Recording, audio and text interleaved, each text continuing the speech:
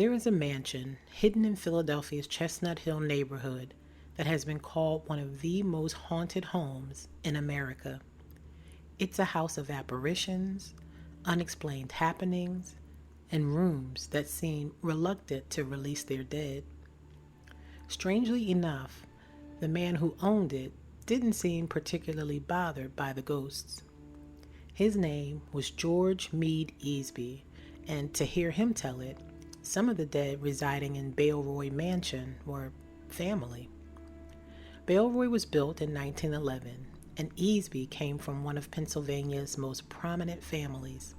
His great-grandfather was General George Meade, the Union general who defeated Robert E. Lee at Gettysburg.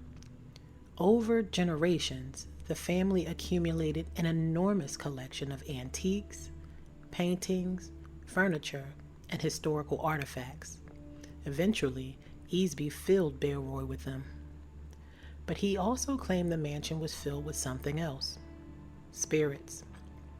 Easby spoke openly about paranormal activity in the house, strange sounds and footsteps, objects apparently moving on their own, and apparitions, one of which was very personal.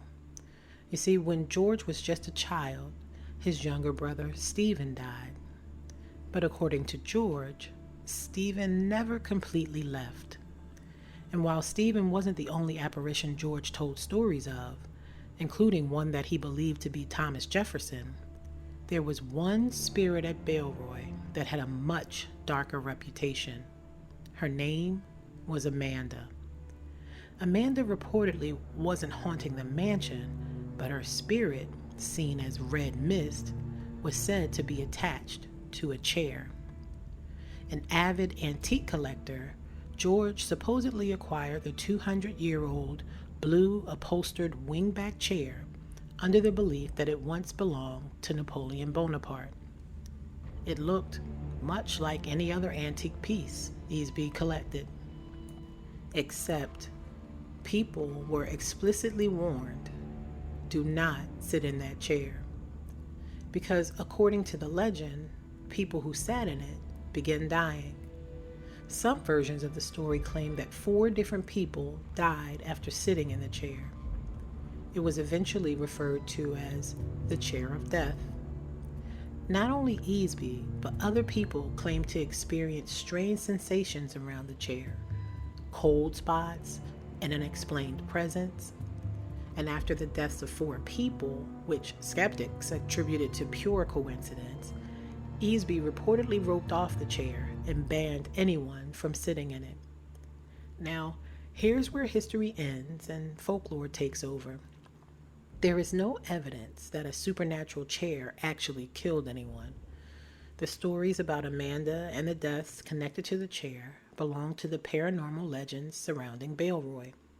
But George Easby, he absolutely believed his house was haunted. So I suppose the strangest part is that he continued to live there for decades.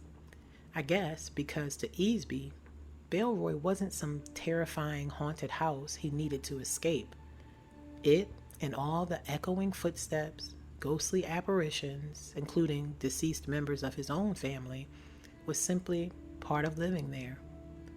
Which leaves one detail I've always found rather unsettling. Whether Amanda was real or not, whether anyone actually died because they sat in her chair or not, people who visited Baleroy were, without fail, given one warning.